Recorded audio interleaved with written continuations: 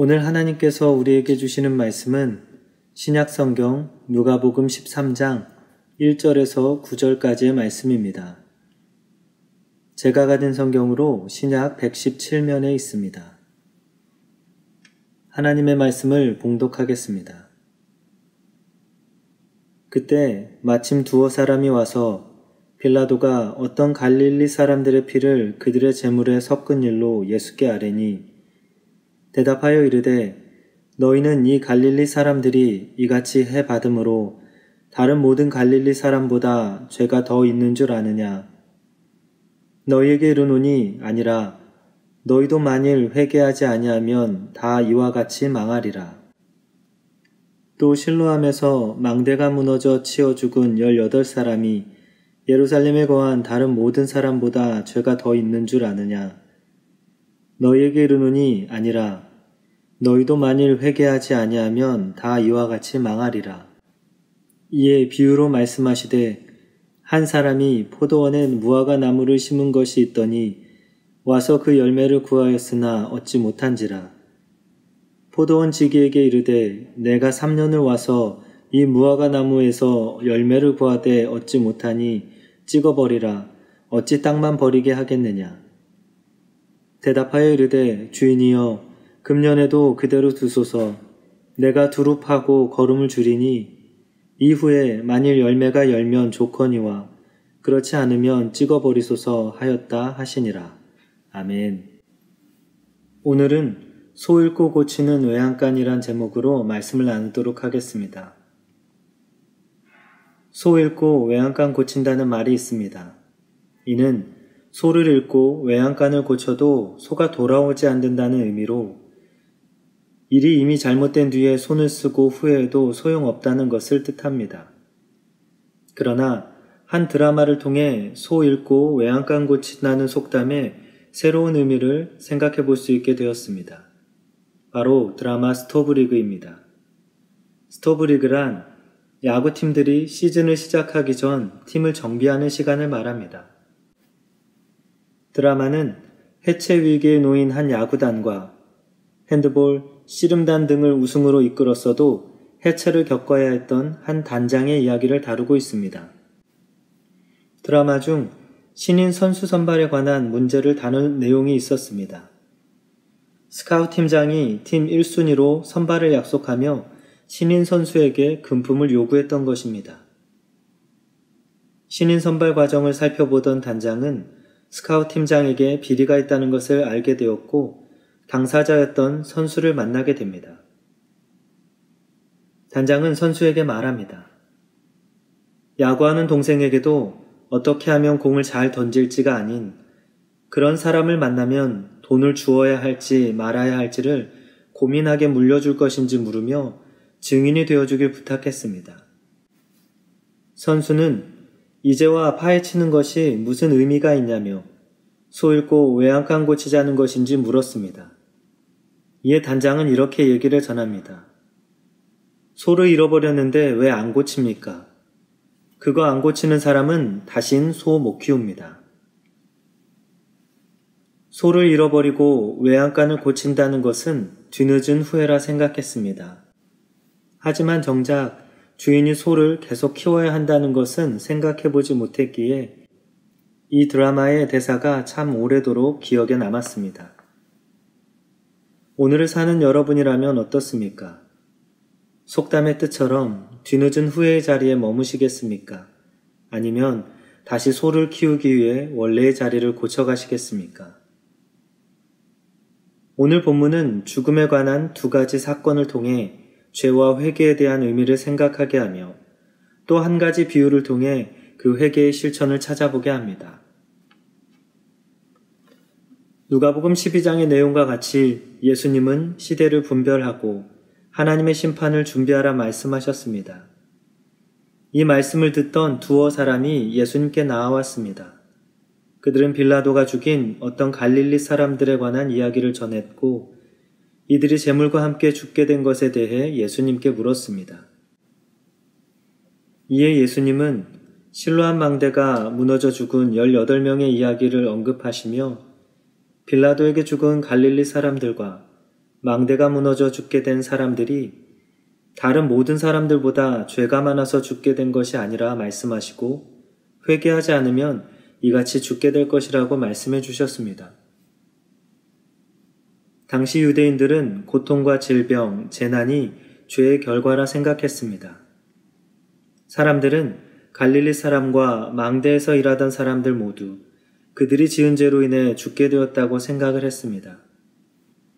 그러나 예수님은 이들의 죽음을 통해 죄의 경중이 아닌 죄의 결과가 무엇인지를 생각하게 하셨습니다. 로마서 6장 23절 죄의 싹은 사망이요 하나님의 은사는 그리스도 예수 우리 주 안에 있는 영생이니라. 로마서 5장 12절 그러므로 한 사람으로 말미암아 죄가 세상에 들어오고 죄로 말미암아 사망이 들어왔나니 이와 같이 모든 사람이 죄를 지었으므로 사망이 모든 사람에게 이르렀느니라. 본문은 죄에 대한 의미를 두 가지 면에서 살펴보게 합니다. 먼저 본문 2절은 죄를 하마르톨로스라고 말합니다. 이는 관역을 벗어났다는 의미로 하나님의 말씀을 어긴 것을 의미합니다. 하지만 본문 4절은 오페일레테스란 단어로 죄를 표현하고 있습니다. 이는 금전적 관계뿐 아니라 도덕적 의무와 같이 행할 의무를 다하지 않는 것을 의미합니다. 이를 통해 하지 말아야 할 것을 하는 것과 해야 할 것을 하지 않는 것 모두가 죄가 된다는 것을 알 수 있습니다. 오늘 사는 우리의 모습은 어떻습니까? 모든 죄의 결과는 사망이지만 죄를 바라보는 우리의 시각은 유대인들과 같이 경중을 나누고 있진 않습니까? 다른 사람의 눈에 보이는 것은 죄라고 말하지만 내 마음과 나에게 숨겨져 있는 일들은 가볍게 여기진 않는지 되돌아보아야 할 것입니다. 또 예수님은 이 두 죽음을 통해 죄의 결과뿐 아니라 이 문제의 해결이 하나님께 있다는 것을 말씀하시며 회개할 것을 가르쳐주고 계십니다. 인생에 공공연한 비밀이 있다고 합니다. 그것은 모든 사람이 탄생의 순간부터 죽음을 향해 간다는 것입니다. 하지만 중요한 것은 죽음이 아닙니다. 죽음과 마주하는 순간 자기 삶에서 가장 중요한 것을 선명하게 볼 수 있다는 것입니다. 그것은 바로 하나님입니다.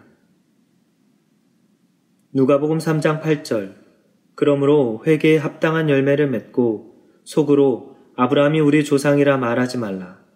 내가 너희에게 이르노니 하나님이 능히 이 돌들로도 아브라함의 자손이 되게 하시리라.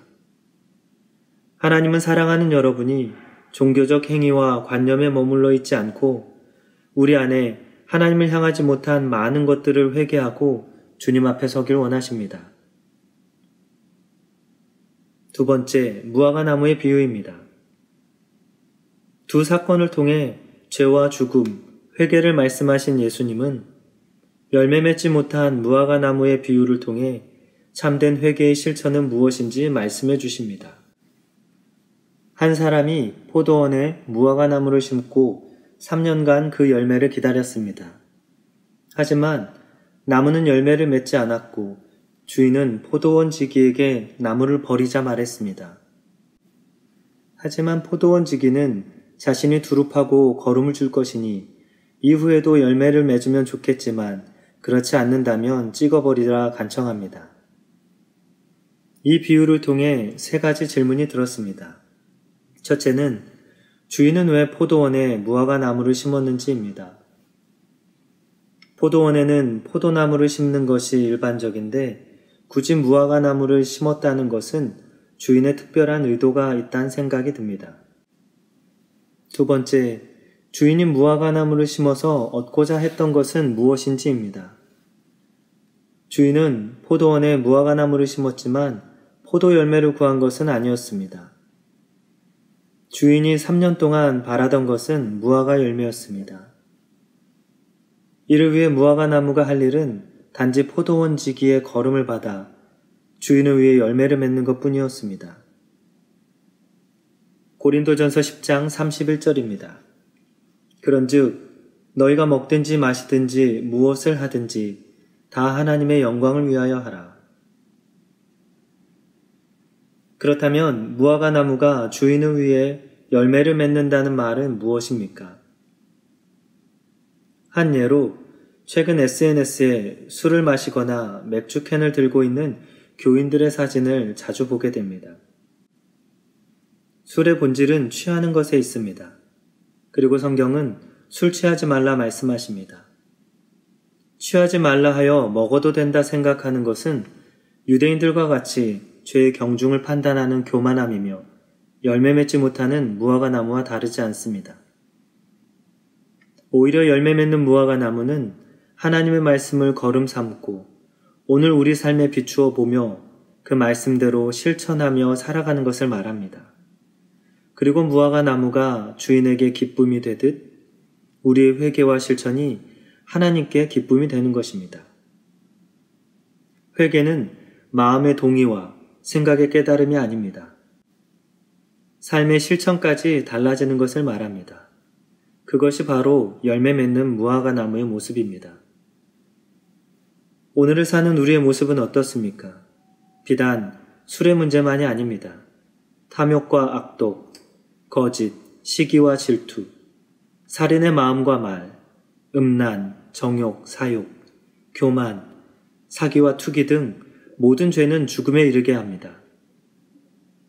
하나님은 사랑하는 여러분이 하나님의 말씀을 듣고 회개하며 열매 맺는 삶을 살길 바라십니다. 이것이 다른 누군가를 위해서가 아니라 우리에게 구원을 주시고 주인 되시는 하나님을 기쁘게 하는 것임을 우리는 기억해야 할 것입니다. 마지막으로 본문에는 열매 맺는 삶을 원하는 이들이 기억해야 할 중요한 한 가지를 가르쳐주고 있습니다. 그것은 바로 은혜입니다. 포도원 지기가 주인에게 간구하여 한 해를 더 기다릴 수 있게 된 것은 무화과 나무에게 은혜가 됩니다.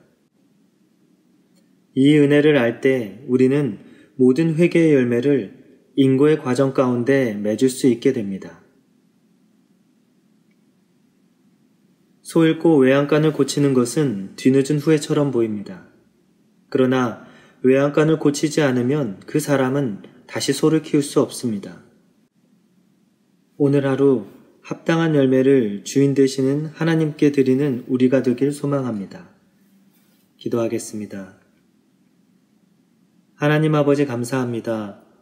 오늘도 포도원과 같이 풍성한 하나님의 땅에 심겨지고 자라날 수 있게 해주셔서 감사드립니다.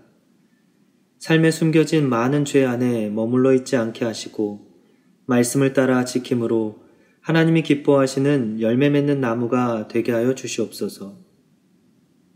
어리석은 자와 같이 스스로 말씀을 판단하는 자 되지 않게 하시며 날마다 포도원 지기와 같이 우리를 위해 간구하시는 예수님의 은혜에 감사하는 우리가 되게 하여 주시옵소서. 예수님의 이름으로 기도합니다. 아멘.